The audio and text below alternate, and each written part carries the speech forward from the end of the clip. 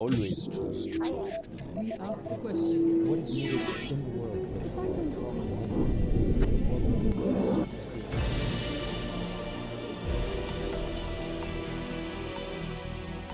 Rođen prije 49 godina u Ankari, završio bliskoistočne i međunarodne odnose. U diplomatiji već četvrtinu vijeka. Služio u Australiji, Kuvajtu, Americi, Saudijskoj Arabiji, Češkoj republici i pri NATO-u.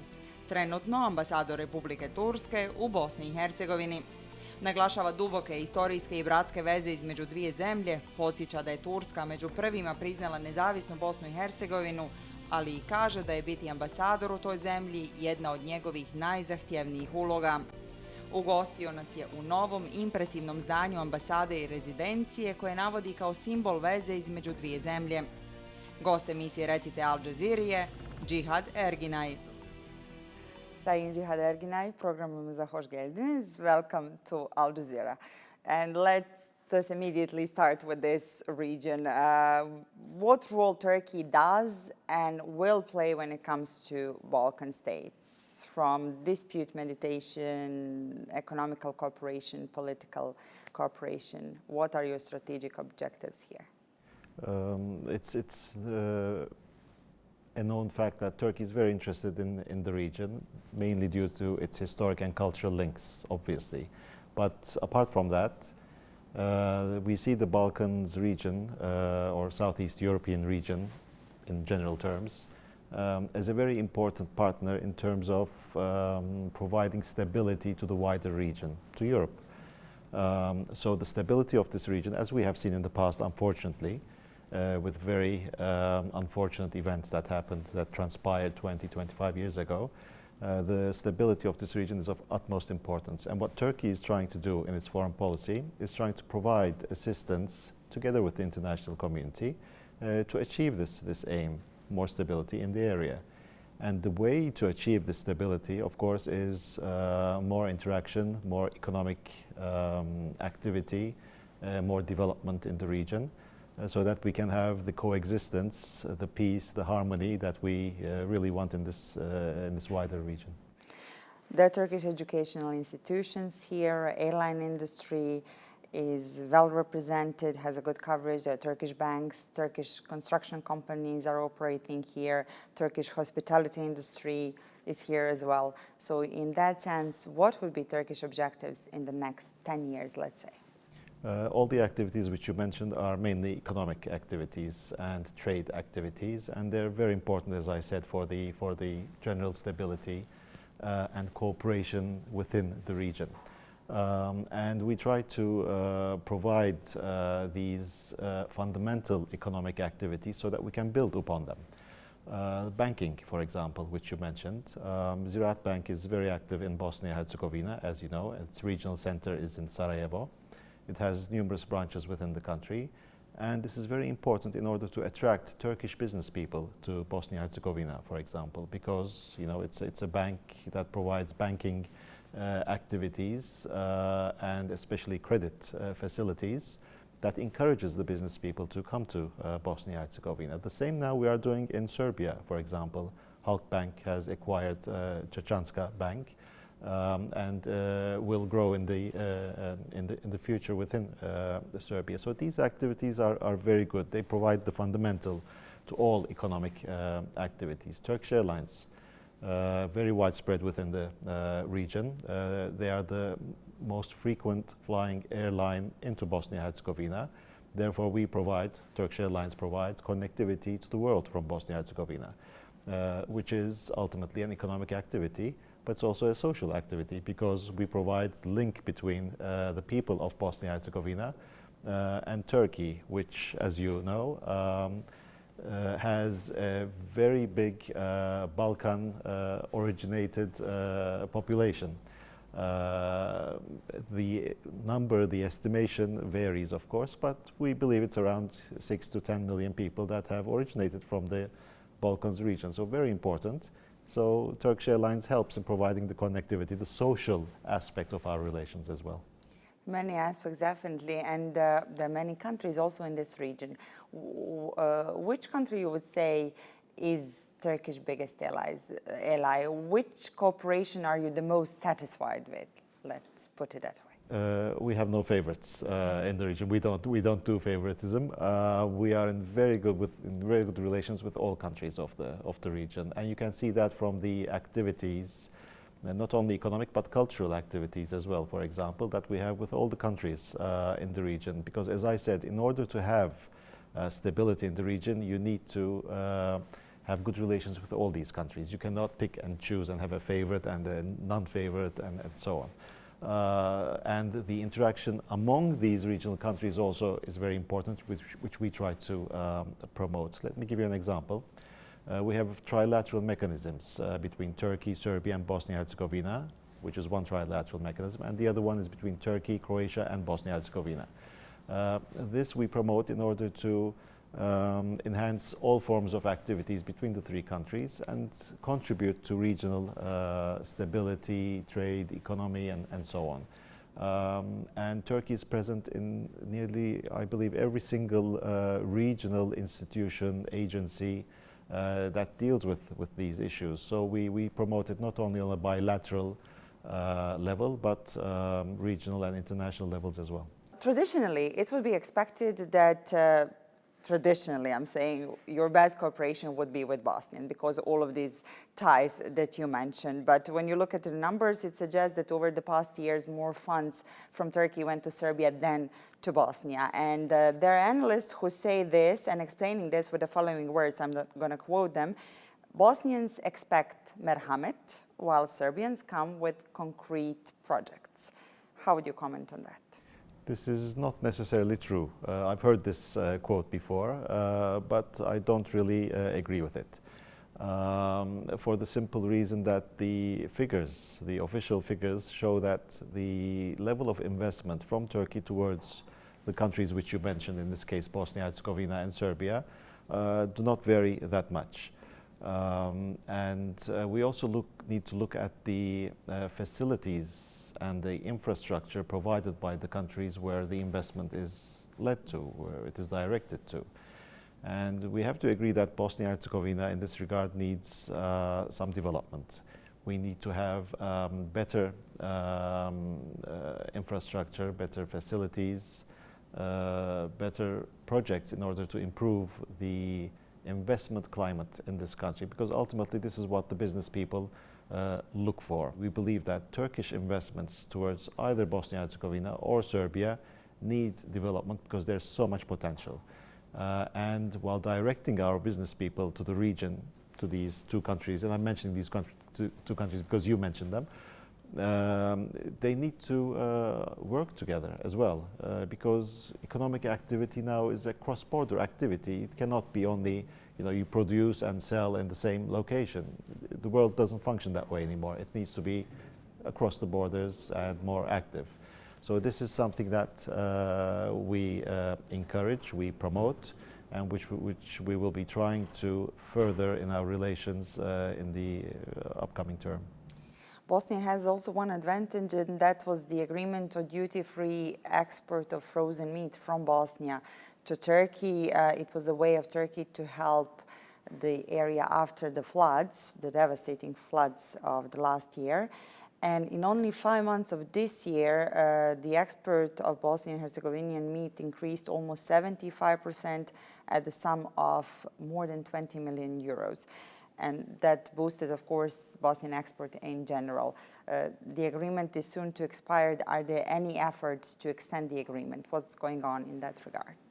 In an introduction to this issue, let me first mention that following the devastating floods of 2014, Turkey, with its government institutions, municipalities, NGOs, people level, we really contributed. We tried to assist all those who were very much affected by these floods.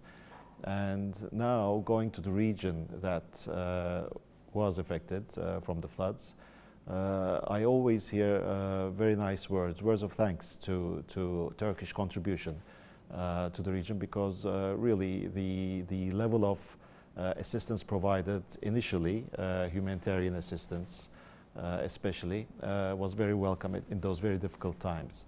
And afterwards, we also contributed in terms of building housing, schools, infrastructure, and so on.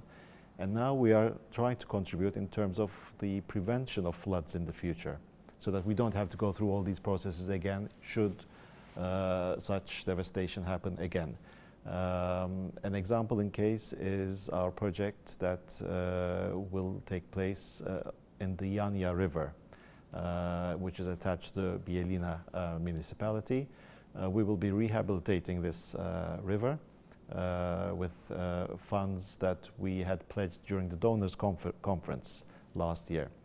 TICA will be implementing this project, our development agency, and hopefully after this project is finished, we will have no more flooding in the Yanya River basin. So these are the types of projects that we are promoting and trying to achieve from now on. As to the meat issue, this is a continuation of that project because farmers were very much affected from the floods. And we looked for a way in order to boost the farm production, the animal husbandry sector in this country, which is a traditional sector really and needs strengthening. And we came up with this idea to purchase meat from Bosnia-Herzegovina. And the quota which was put was 15,000 tons initially for the period of 1 year, 2014, the year of the devastation. However, of course, the capacity of Bosnia-Herzegovina was not sufficient to fill the quota, so we extended the agreement until the end of 2015. We want to make this a durable process because ultimately business people they want to see the future. They want to see how the sector is going to develop. So what we have proposed to the Bosnian side is to include this issue in our free trade agreement. We have a very good free trade agreement with Bosnia-Herzegovina, as we do with Serbia, and we want to broaden the scope of this free trade agreement. So now we are in the process of starting negotiations on this, and hopefully we will conclude it as soon as possible so that this becomes the norm and not an exception that we have to extend every year, which is not easy. Politically, do you think it's 20 years since the Dayton Peace Agreement? Do you think a country operating on that agreement is sustainable? We don't have a choice. This is the system that was established 20 years ago, and this is the framework within which we have to work. So I don't believe that we should be wasting time on what could have been better, what needs to be done, and so on. But let's work within the system. And once there is a will, there is a way, as they say. So if we want to work within the Dayton system, we can do so, and we can do so successfully. For example, in the past year, I believe that the politics in Bosnia-Herzegovina has been very successful in taking the country forward in rejuvenating the European Union reform process in this country. And all this shows that it can be done if there is the political will. So I really congratulate all the political leaders of Bosnia-Herzegovina in having achieved so much. And we have big expectations from them for the future as well. Of cultural connections, I'll stay in the next question also in Bosnia, since you're the ambassador to Bosnia-Herzegovina. You have implemented, there was an initiative to implement Turkish language in public schools in Bosnia. I think that's the only country in the regions that has that implemented. Why was that initiative important to you, and how do you see it developing? I'm not sure whether it's the only country where we have this, but for sure it's the country with the most interest towards Turkish. Turkish is being taught in schools as a second foreign language, and it's done by choice. So the students, the parents, they choose the language. They have a choice, and if they wish for their children to learn Turkish, they apply, and we provide the teachers, the curriculum and so on for them to learn Turkish. And there has been big interest for the Turkish language for several reasons, I believe. One of them is of course, the cultural aspect of our relations, the traditional aspect. And the second one is the economic aspect. Turkey is a rising economy in the world, with a big potential for the future as well. And the economic activity generated by this growth in Turkey is noticed by everyone. And it's also noticed from the increasing investments towards this country and the interest towards this country, and not only this country but the region. So that's another reason why people want to learn Turkish and be employed in Turkish institutions in this region. And so this is a logical result of all these activities. And we try to provide all the facilities needed by the ministries of education and so on that provide this curriculum. And we're very happy with it. Now, speaking globally, Turkey is an emerging economy, a rising economy, and becoming a very strong global force. NATO member country, American ally, recently was developing strong ties with Russia as well, which was pro-Assad and opposite the American and NATO allies in that sense. But after the incident with the plane, the situation seems to have dramatically changed in that sense. How do you see the cooperation between Turkey and Russia continuing and developing in the future? As to the unfortunate event that happened, as you know, this happened on the 24th, the downing of the airplane. And two aircraft approached Turkish airspace, and they were warned on numerous times not to enter Turkish airspace. However, they did violate Turkish airspace, and the warnings continued after that. One of the aircraft left the Turkish airspace, whereas the other one didn't. And the rules of engagement that we had set up a long time ago, of course, kicked into place. And this is not the first time that Turkish airspace has been violated. We had other occasions in October as well. And after those violations, we had issued warnings about the rules of engagement that we would be implementing. And all the sides, everyone knew about these rules of engagement. And we expect everyone to respect the sovereignty and territorial integrity of Turkey. We are saddened, of course, by what happened. We wish that things like this do not happen. However, as in the past, we hope to continue with our dialogue with Russia. And we have provided all the information to the NATO, the alliance of which we are a member as well. And all the information which we have provided have been corroborated. They have all the same information. And I think we need to look forward at this time. Are you expecting any retaliation from the Russian side?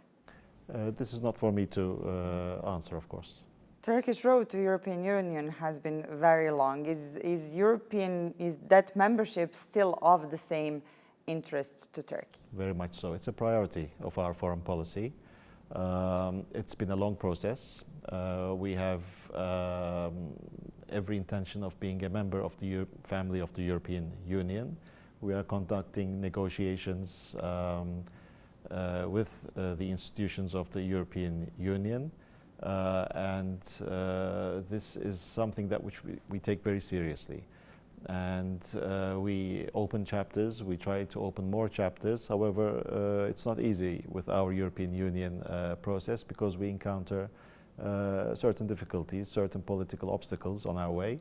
However, we have every intention of overcoming these obstacles and becoming a member of the family ultimately, as with Bosnia-Herzegovina, for example, in the future. In the European Union, there is economic crisis, there is refugee crisis now. Is Turkey in a position to place its own conditions now to become a member?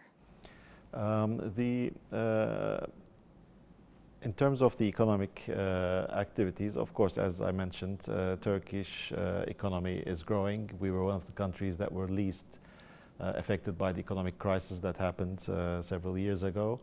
And we believe that Turkey can only be a good partner, a driving force for the European Union, and we can make the European Union more competitive in the international scene, in the international arena. So economic-wise, Turkey is only a positive aspect for the European Union, and we hope that they see this in the same light as well. In terms of the migrant issue, which you mentioned, this is something that we need to work upon with the European Union very closely, because this is a humanitarian issue. It's a very important issue that we cannot take lightly. For example, the Syrian crisis has produced a huge influx of people. 4 million people have had to leave their country from Syria, unfortunately, because of the conflict there. And Turkey is hosting currently 2.2 million Syrians in Turkey. We have spent almost 8 billion euros to provide for these people over the past 4 years. And during this time, the contribution from the international community has been only for about 450 million, which is just a drop in the sea, really. But we need to share the burden. And we look for the cooperation, more cooperation from the international community in this respect. An interesting statistic, according to the UNHCR, is that Turkey is the country that hosts the most refugees in the world. So this is, I think, a very good indication of the humanitarian policy that Turkey is pursuing, really. And what kind of strategy are you expecting from the European Union? Because it seems that Turkey has been handling Syrian refugees since the beginning of the war, which was almost 4 years ago. And now there are 2.2 million of refugees in Turkey. If they all wanted to go to Western Europe, and Turkey would say, yeah, you can, and open the borders, Europe apparently can't take them. So what kind of strategy, what kind of offer are you expecting from the European Union in the ways to handle this crisis? We expect them to be fair. We expect them to share the burden which we have had to shoulder until now over the past 4 years. And we need to talk very openly with them about all these issues and come to certain agreements that will facilitate not only the well-being of the Syrians, because they are escaping a conflict zone. They are people, they are humans, and we need to really provide for them.